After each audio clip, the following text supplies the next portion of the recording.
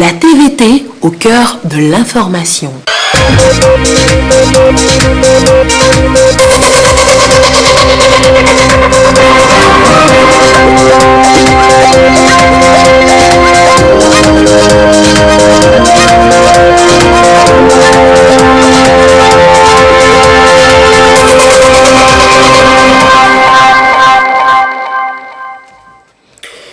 Bonsoir à tous, merci de votre attention. Dans l'actualité ce mardi, la rentrée parlementaire pour les députés à l'Assemblée nationale, c'est la deuxième session ordinaire pour l'Assemblée nationale donc.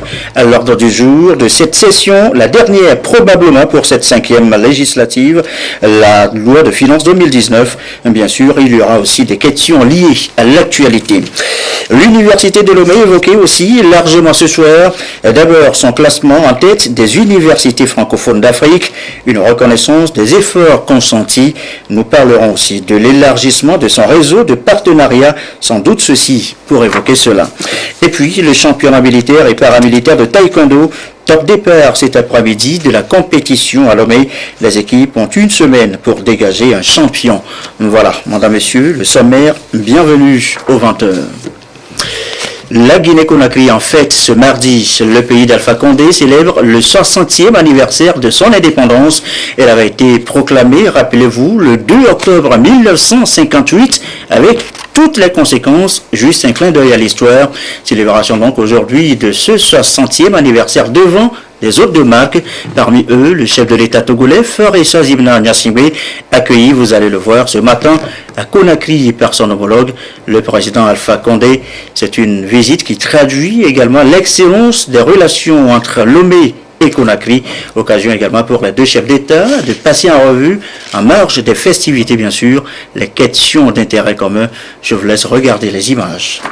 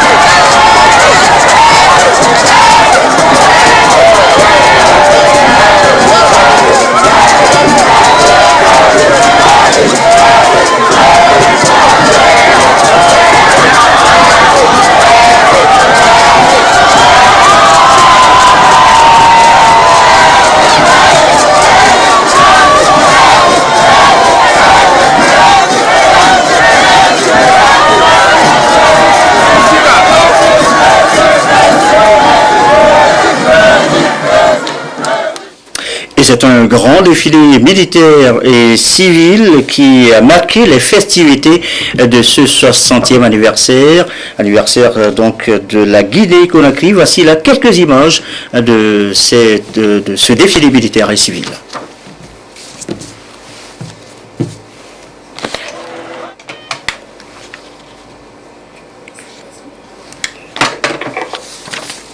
Et voilà, donc on a vu là quelques images donc du chef de l'État, le président Faure Gnassingbé, présent donc à Conakry pour les festivités du 60e anniversaire de l'indépendance de la Guinée et Conakry. Sur place à Lomé, retour à l'Assemblée nationale, je vous le disais, pour nos députés. Ils entament ainsi la deuxième session ordinaire. À l'agenda, la loi de finances exercice 2019 et bien sûr d'autres sujets liés notamment à l'actualité politique. La cérémonie d'ouverture ce matin devant le gouvernement et le Premier ministre. Le récit de Pierre Soussoupon.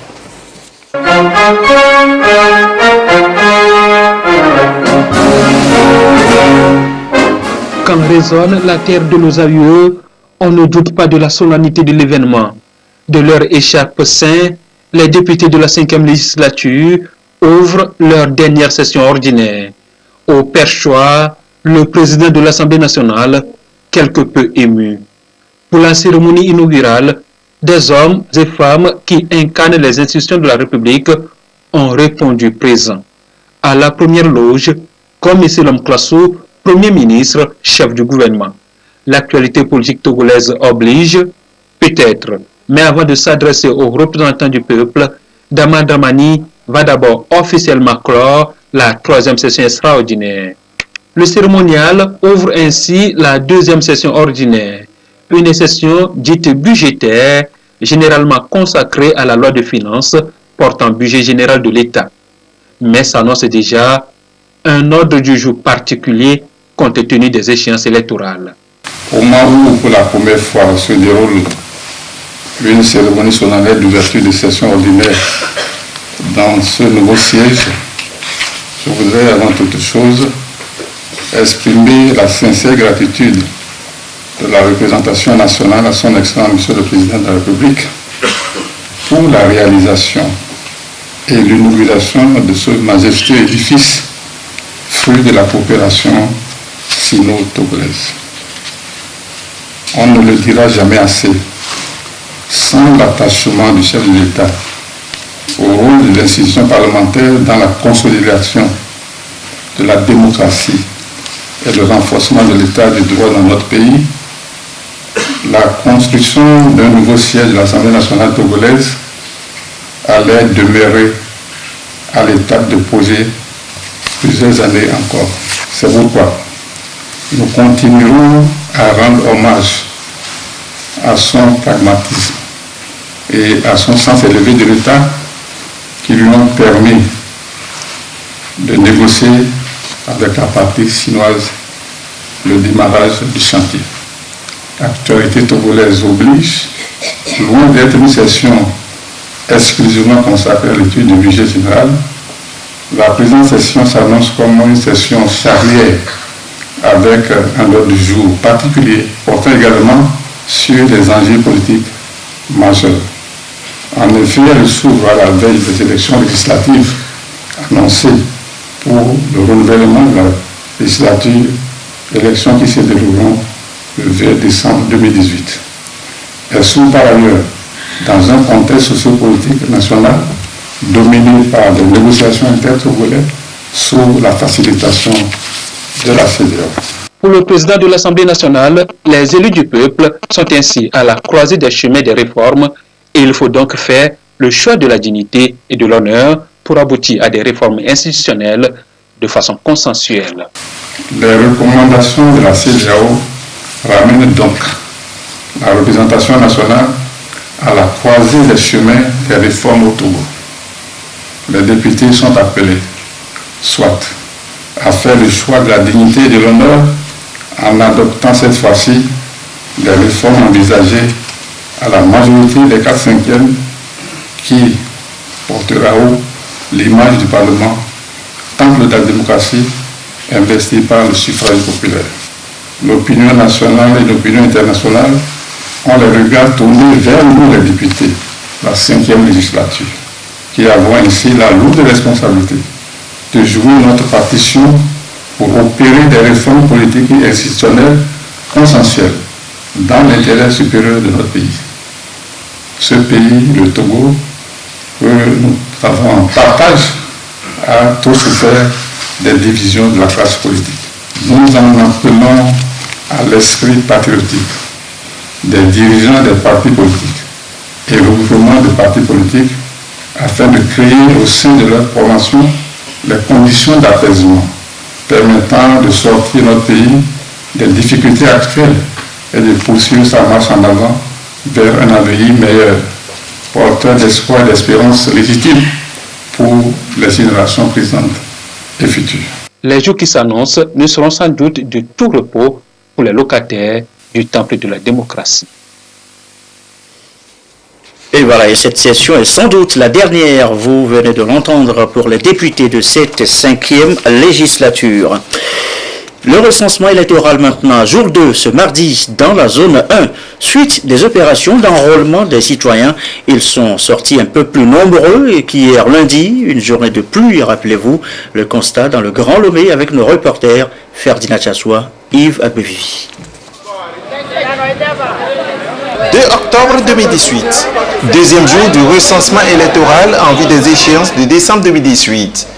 dans les centres de recensement et vote CRV de Douma CC, Witi et Agoyassieye, où nous sommes allés constater la poursuite de l'opération.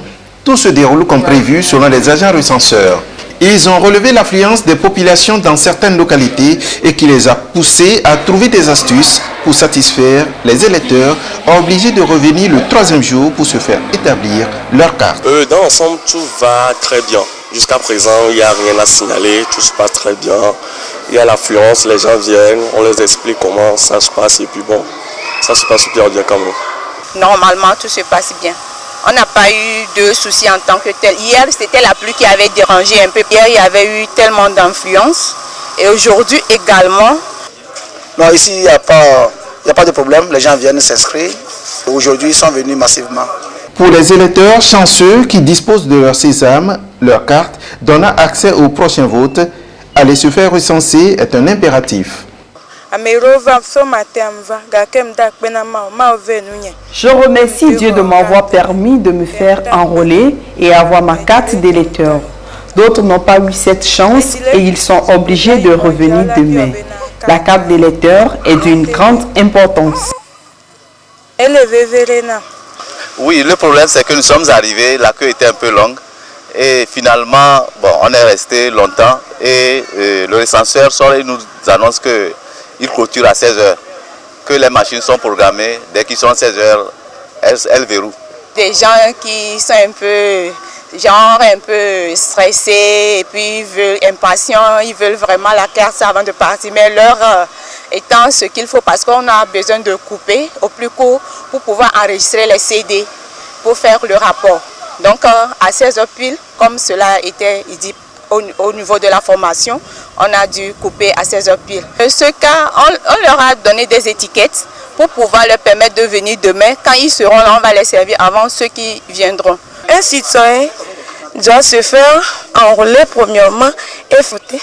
Je suis déjà rentré dans la salle, ils m'ont déjà tout fait. Donc j'attends de prendre ma carte. Tout le monde a appelé à avoir cette carte.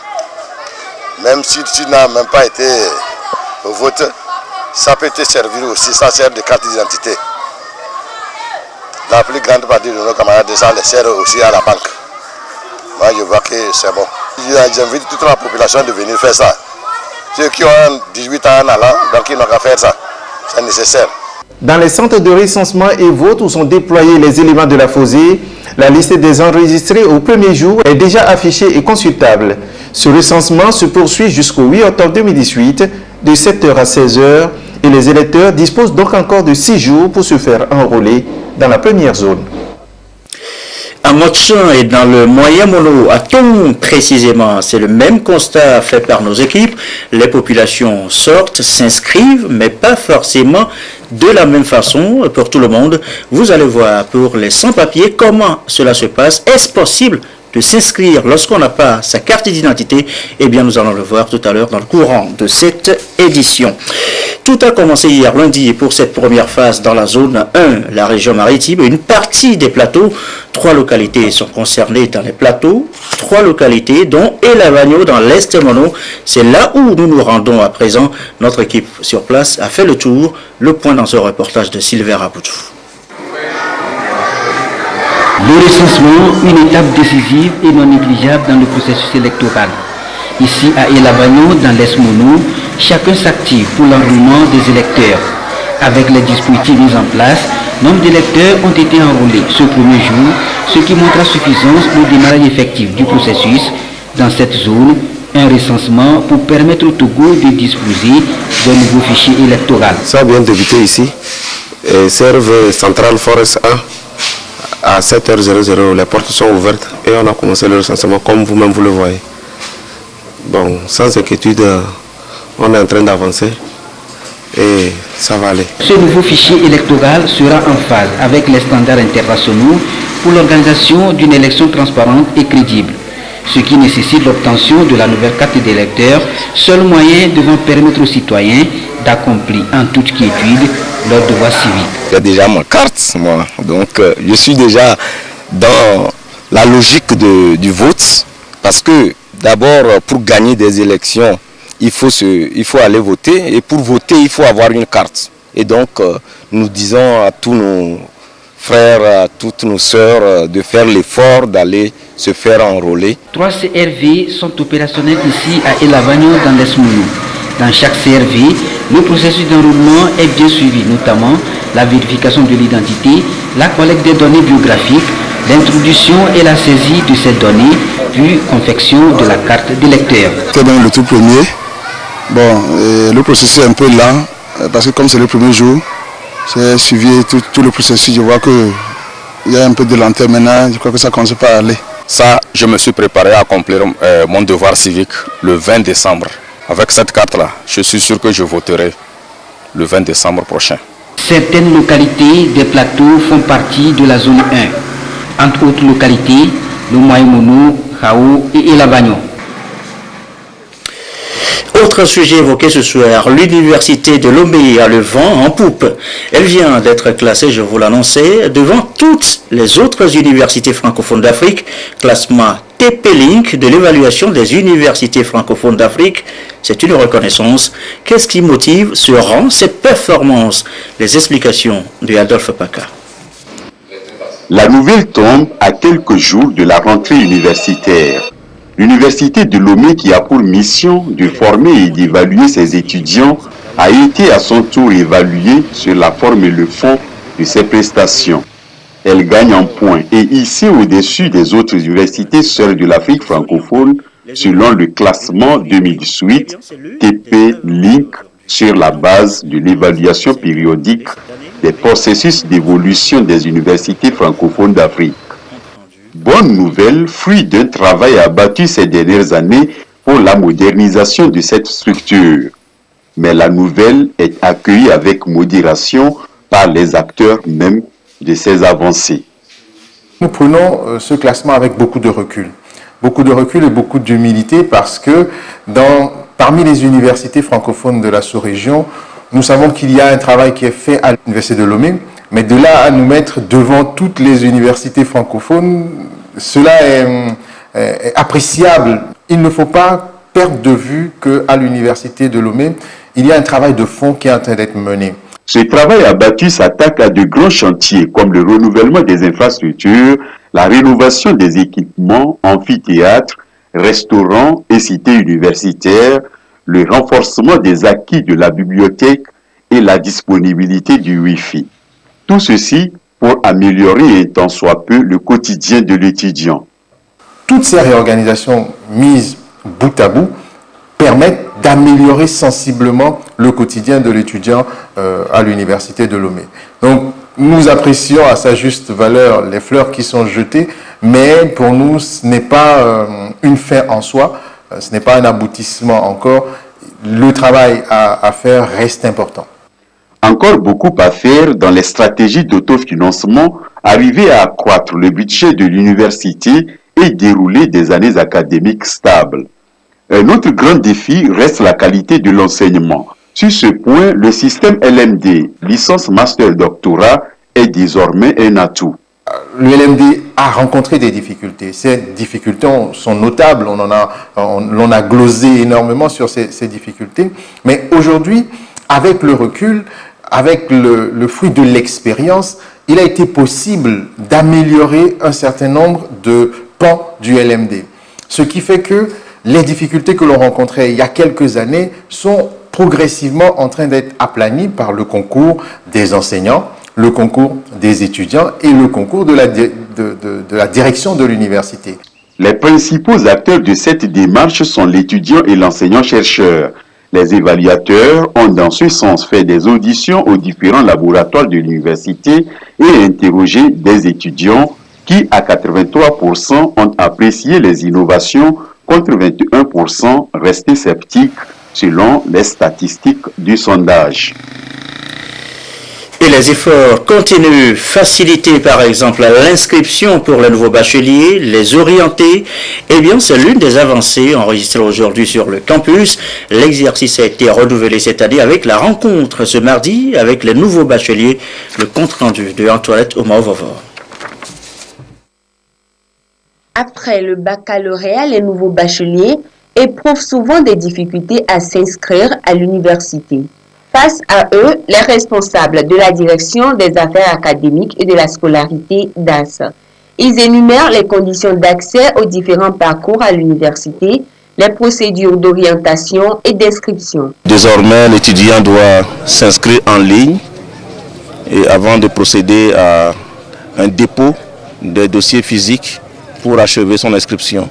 Alors toute la partie qui se fait en ligne et aussi toutes les informations nécessaires concernant le LMD. Vous savez que nous sommes en LMD depuis bientôt 10 ans et les étudiants doivent choisir leur parcours de formation et au sein des parcours choisir les unités d'enseignement.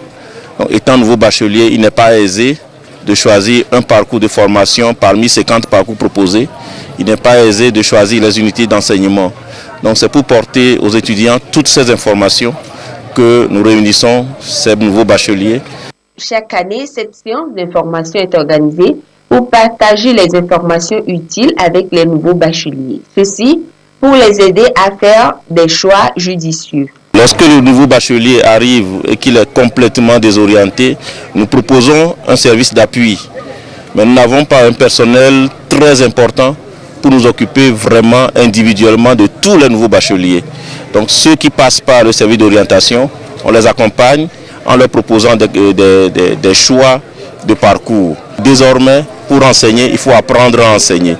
Donc chaque fois qu'on recrute des nouveaux collègues assistants, ils passent par une formation d'une semaine en pédagogie universitaire qui les prépare à aller encadrer les étudiants. Pour mieux préparer la rentrée universitaire 2018-2019 et permettre un bon encadrement des étudiants, 40 nouveaux enseignants suivent également des sessions de renforcement de capacité pour mieux appuyer les enseignants titulaires et offrir des formations de qualité aux étudiants. Et ça ne s'arrête pas là, justement, les efforts, on vient de l'entendre. L'Université de Lomé continue donc d'étendre son réseau de partenariats. Illustration avec cet accord signé avec l'École des mines Albi de France. Le renforcement, justement, des compétences des enseignants, la formation des étudiants sont les termes de cet accord. Ali Cissé, Félix Simdacha. Cela fait partie de la nouvelle stratégie des autorités de l'Université de Lomé pour un enseignement de qualité, une mise à jour de l'équipement en infrastructure, notamment les blocs pédagogiques et le renforcement des capacités du personnel enseignant s'impose. Pour ce second volet, il est apparu indispensable de nouer des partenariats avec d'autres universités et institutions, comme c'est le cas avec l'École des mines d'Albi en France, un institut qui s'engage pour un partenariat gagnant-gagnant pour une formation de qualité au bénéfice des étudiants togolais. Nous sommes fortement intéressés par l'internationalisation car nos étudiants doivent faire un stage d'un semestre à l'international et donc on ouvre la possibilité de venir au Togo ainsi qu'aux étudiants togolais de venir chez nous. Nous sommes obligés de nous tourner grâce à des partenariats ciblés vers des institutions qui ont de la notoriété internationale et qui sont dans des domaines spécifiques qui puissent aider l'enseignant-chercheur à l'Université de Lomé de changer de mentalité, de changer de comportement et de savoir que tout ce qu'il fait doit bénéficier aux populations. Et ce faisant, l'université peut devenir un outil de développement au service de la nation. Le partenariat entre l'IMT Mines et l'Université de Lomé, c'est surtout une volonté politique en lien avec la nouvelle orientation qu'est le plan national de développement. L'adéquation emploi-formation est l'un des problèmes majeurs pour notre système éducatif. Et pour cela, il faudra faire en sorte que les étudiants ou les chercheurs qui sortent de nos écoles de formation et qui plus est l'Université de Lomé, que l'ensemble de ces acteurs puissent contribuer réellement au développement. Avec 25 ans d'expérience, le nouveau partenaire de l'Université de Lomé, l'IMT Mines Albi, fait partie des écoles d'ingénieurs généralistes de référence en France. Il forme dans le domaine des mines et télécoms. De renommée internationale, l'Institut offre des diplômes d'ingénieurs généralistes par la voie étudiante ou en apprentissage, de même que des diplômes de master et de doctorat. Vous êtes parents, vos enfants ont 2 ans et 5 mois, eh bien ils font partie des enfants vaccinés contre la poliomyélite. La campagne prend également en compte les bébés qui vont naître jusqu'au 4 octobre jeudi prochain. C'est une information du ministère de la Santé. Les précisions de Esther Laclé. Le dernier cas de poliomyélite au Togo remonte à mars 2009.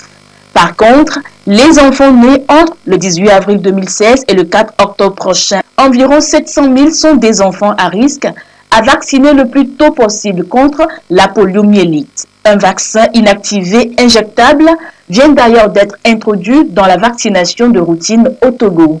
Information partagée avec la presse ce mardi en présence du ministre en charge du secteur de la santé, le professeur Moustapha Midiyawa. Dans la vaccination de routine, nous avons la forme orale de la vaccination, mais cette fois-ci, nous voulons ajouter la forme injectable de cette vaccination pour pouvoir renforcer l'immunité de nos populations. Actuellement, nous sommes en train d'utiliser un vaccin qui comporte deux souches ou bien deux types de poliovirus. Donc ça ne couvre pas totalement vraiment l'immunité de l'enfant par rapport à la poliomyélite. C'est pourquoi nous avons jugé bon d'ajouter la forme injectable qui comporte les trois souches, c'est-à-dire le type 1, le type 2, le type 3. Le poliovirus, une fois dans le système nerveux, peut provoquer une paralysie irréversible, voire la mort dans 5 à 10% des cas. Si au cours de cette année, à peine 18 cas de poliomyélite ont été recensés dans le monde contre 35 en 2017, beaucoup reste à faire compte tenu du risque que continue de représenter cette pandémie.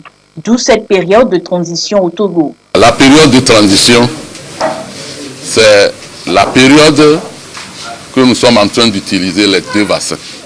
Arrivé à un moment, on va laisser tomber le VPO, c'est-à-dire la forme orale, et on va continuer avec la forme injectable.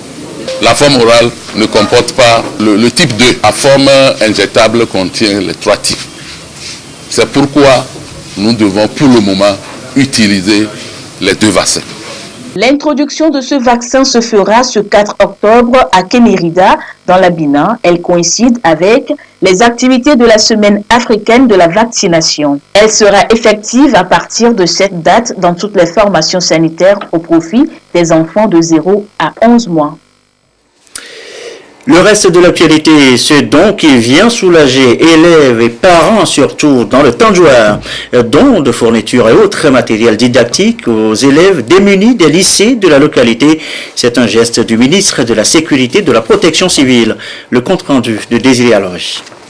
Tous les élèves démunis enregistrés au lycée de Bombouaka de Tandjouar et de Nano dans la préfecture de Tandjouar retrouvent le chemin de l'école avec joie au cœur. Une joie semée par le ministre général Yak Damhan en charge de la sécurité et de la protection civile, cadre de la préfecture, qui a fait don de ce kit scolaire pour soutenir ces enfants vulnérables qui ont eux aussi besoin d'une éducation, les pratiques de classe pour être une bonne relève de demain. À ces trois lycées, 100 bancs sont disponibles grâce au même donateur qui a eu un regard de cœur envers le centre don Orion de Bombouaka avec la remise de matériel médical. Nous sommes très heureux du don que nous venons de recevoir. C'est un don qui permettra aux enfants démunis de pouvoir démarrer l'année normalement comme les autres. Et nous tenons à dire un sincère merci aux donateurs. Nous, de l'administration, nous allons nous battre pour que les résultats de cette année dépassent largement les résultats obtenus les années passées. Un don pour accompagner la politique sociale du chef de l'État. La rentrée est bien démarrée, mais certains élèves qui tiennent le pas parce qu'il manque de matériel didactique pour suivre les cours. C'est pourquoi, de général, il y a toujours des soucis aux élèves des lycées de la préfecture de Tandjouaré. Nous avons envoyé pour remettre ces dons-là au nom du chef de l'État, pour renforcer la politique du chef de l'État en matière de l'éducation. Et même de certains produits de santé pour remettre au Saint-Louis de Bombouaka. L'acte de générosité composé de 7000 cahiers dont une partie ira aux autres enfants vulnérables enregistrés dans les écoles voisines vient compléter les efforts des parents en situation difficile. Ce coup de cœur du ministre Yark, un exemple à suivre. Les réalités.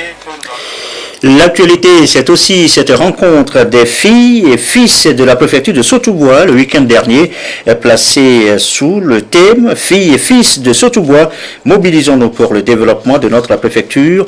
Eh bien, ces journées visent à renforcer la mobilisation des filles et fils de Sotoubois pour une contribution plus significative au développement durable de leur préfecture. La marque Bojona. Les natifs de la préfecture de Sotoubois organisent annuellement depuis 6 ans des journées de réflexion. Elles constituent une véritable opportunité pour les filles et fils de la préfecture d'échanger sur les enjeux et défis relatifs au développement de leur milieu. Pour cette 6e édition, la rencontre est placée sous le thème « Filles et fils de Sotoubois, mobilisons-nous pour le développement de notre préfecture ». Il s'agissait de proposer une stratégie d'identification, de sensibilisation et de mobilisation des ressortissants de Sotoubois autour de sujets et projets pouvant permettre à la préfecture d'assurer durablement son développement économique, social et culturel. Le pays s'est engagé dans un processus de décentralisation et très bientôt on aura des élections locales. Il était donc intéressant, important que nos populations à la base, notamment les délégations qui sont venues des cantons, les chefs de service au niveau des communes, soient édifiés sur les contours de ce processus de décentralisation pour que les gens puissent mieux s'imprégner de tous ces contours avant la tenue des élections. Aujourd'hui, les filles et fils de la préfecture de Sotoubois connaissent un problème. C'est un problème de mobilisation. Il fallait qu'on se retrouve aussi pour qu'on communique autour des stratégies à retenir pour qu'on puisse mieux se mobiliser et penser au développement de notre préfecture. Au terme de ces journées de réflexion, les filles et fils de Sotoubois ont adopté une feuille de route en 3 axes pour accroître la mobilisation des ressources humaines de la préfecture. Ils ont élu un comité ad hoc de 14 membres pour assurer la mise en œuvre de cette feuille de route. Les journées de réflexion ont démarré par la mise en terre de 200 plants dans la commune de Sotoubois. L'habitat célébré hier lundi, c'est la journée mondiale. À l'occasion, le ministre Fiatou Sesseno s'est adressé aux Togolais. Voici les grandes lignes de son intervention avec Ferdinand Tiazoua. La ville, foyer de productivité où génère toute idée de développement social, cadre de vie où les rues et les immeubles harmonieux laissent les populations à leur aise vaquer à leurs occupations. Une ambiance malheureusement menacée par une forte production de déchets solides qui constitue un danger à la santé. Voilà qui retient l'attention de la communauté internationale à cette 33e journée mondiale de l'habitat. Les ordures ménagères, balayeux, les journaux et papiers, bouteilles, emballages métalliques, plastiques et autres résidus de ménage. Des déchets de construction, des déchets industriels, des déchets métallurgiques constituent un élément encombrant pour notre qualité de vie. Le taux d'accroissement urbain indique que 50% de la population togolaise résidera en milieu urbain d'ici 2028. Une tendance qui illustre si bien l'ampleur du défi que représente le développement urbain. Défi face auquel le gouvernement togolais n'est pas resté muet. Pour la qualité du cadre de vie, le chef de l'État, dans son mandat social, a pris en considération la gestion des déchets solides dans nos villes. Le centre d'enfouissement technique est un projet dont la vocation consiste à impulser une nouvelle gouvernance du secteur des déchets dans la ville de Lomé dans une vision prospective. L'Agence nationale d'assainissement et de salubrité publique, ANASAP, fut créé. Les actions entreprises par l'agence parlent d'elles-mêmes. Il s'agit de 13 500 mètres linéaires de canaux et caniveaux curés et entretenus. L'enlèvement des dépotoirs sauvages. 12 travaux d'entretien des bassins de rétention d'eau. 243 dépotoirs pour un volume de 35 900 mètres cubes de déchets urbains ont été évacués vers la décharge finale. Malgré ces efforts du gouvernement, les rues de nos villes ne sont toujours pas épargnées des désagréments que causent ces déchets. Il est donc clair que beaucoup reste à faire pour assainir le cadre de vie. Et l'on pointe du doigt la participation civique et citoyenne de la population comme l'une des solutions. On peut le dire, c'est un véritable bol d'air pour le Centre régional de formation pour entretien routier CERFER. La Banque africaine de développement vient de consentir un don pour le Conseil de l'entente et c'est pour le projet de modernisation justement du centre. Carmen Madiakapo pour les précisions. La BAD s'engage à financer le projet de réforme du Centre régional de formation pour entretien routier CERFER. Un don de 5 milliards de francs CFA vient d'être octroyé au Conseil de l'entente pour la réalisation du dit projet. L'intérêt pour ce projet, il est non seulement dans la possibilité de contribuer à répondre à la problématique de l'emploi des jeunes et surtout nous permettre de disposer de compétences qui vont nous permettre d'assurer une bonne durée de vie de tous les investissements que nous mettons en œuvre dans le domaine des transports, notamment au niveau des routes, des chemins de fer et des mines. Le projet de réforme du CERFER devra permettre de donner aux apprenants une formation théorique et pratique adaptée aux besoins des entreprises, facilitant ainsi l'employabilité et l'insertion professionnelle des jeunes Africains.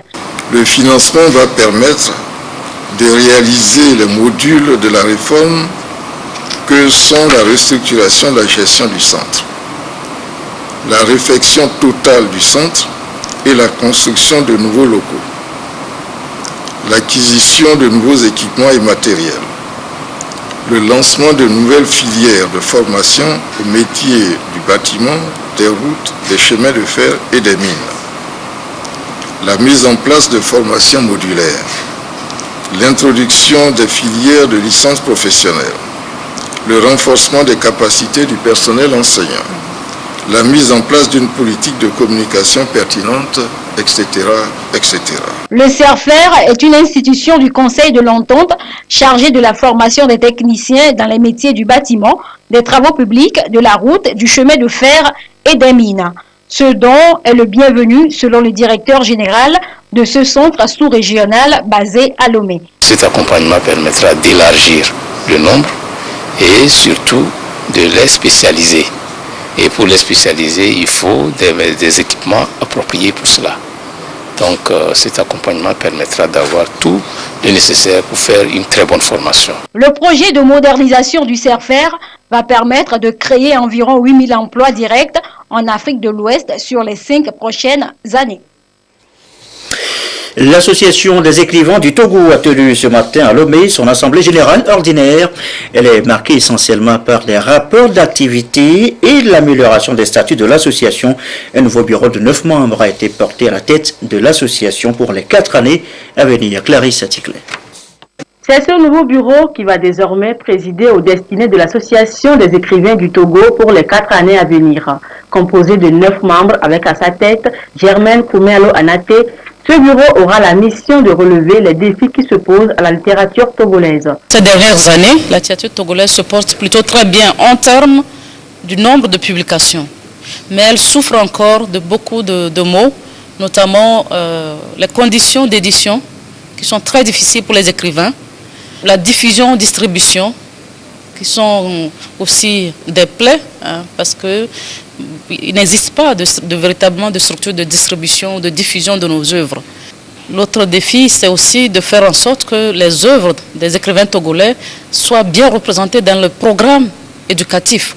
À cette Assemblée générale ordinaire, les membres de l'Association des écrivains du Togo ont procédé à l'examen des rapports d'activité et financiers. Ils ont procédé également à l'étude et à l'amendement des statuts de l'association pour les améliorer et les adapter aux réalités de la littérature d'aujourd'hui. La culture en général et surtout le domaine littéraire dans nos États africains, c'est le parent pauvre. Et donc les écrivains se sont décidés à prendre leurs responsabilités pour œuvrer au rayonnement de la littérature togolaise par de nombreuses activités qu'ils mènent, aussi bien des activités liées à la promotion littéraire, donc les festivals, les cafés littéraires, les foires de livres auxquels nous participons, mais également initier des conférences et des concours de lecture ou on va dire de déclamation, etc. Parce qu'il est important de familiariser le public togolais, surtout les jeunes, très tôt à la lecture. L'Association des écrivains du Togo a été créée le 22 décembre 2012. Elle s'est fixée comme principal objectif la promotion et la vulgarisation de la littérature togolaise. Top départ ce mardi après-midi, je vous l'annonce en titre, de la 11e édition du championnat militaire et paramilitaire de taekwondo. La compétition va durer une semaine. Au bout, un champion pour la discipline. La cérémonie d'ouverture, le reportage de Martin Sandani Mankoubi. 17 unités militaires et paramilitaires sont à la conquête du titre de cette 11e édition du championnat militaire de taekwondo. Ces unités ont défilé sous le regard attentif des autorités sportives, militaires, administratives et consulaires, en présence des ministres Guimadio Lorenzo, en charge des sports, et du général Yark Damehan de la sécurité et de la protection civile. Dans leur allocution, le président du comité d'organisation, directeur général de la gendarmerie nationale, le colonel Yotrofe Massina, et le représentant du chef d'état-major général des forces armées togolaises, le colonel Pacha Sogoyou, chef d'état-major de l'armée de terre, ont tour à tour rendu hommage au chef de l'État Faure Gnassingbé pour l'attention particulière qu'il accorde au sport militaire avant d'exhorter les compétiteurs au respect des règles de ce championnat qui sont la discipline et le fair play. Qu'il me soit permis donc de saisir l'opportunité qui m'est offerte pour rendre un hommage mérité à son Excellence, Monsieur le Président de la République, chef des armées, dont la politique de paix et de réconciliation nous a permis, une fois encore, de quitter nos casernes pour magnifier les idéaux du Conseil international du sport militaire qui est l'amitié et la cohésion de nos forces à travers le sport. Fondée sur un entraînement mental, physique et spirituel de qualité, la pratique du taekwondo vise à développer un caractère solide et une bonne santé à toute épreuve indispensable aux soldats. Je voudrais remercier la Fédération togolaise de taekwondo pour son effort de développement de cette discipline sur le plan national en général et en particulier pour le soutien technique apporté aux forces armées togolaises afin de rehausser l'éclat de cette compétition. Le fair play doit être le maître mot tout le long de la compétition. La cérémonie a été meublée par la prestation des taekwondoïnes et des danses folkloriques. Et ceci met fin à cette édition du soir. Merci à vous qui nous suivez ce soir, notamment du côté de Conakry en Guinée. Et comme d'habitude, toujours fidèlement. Très belle soirée.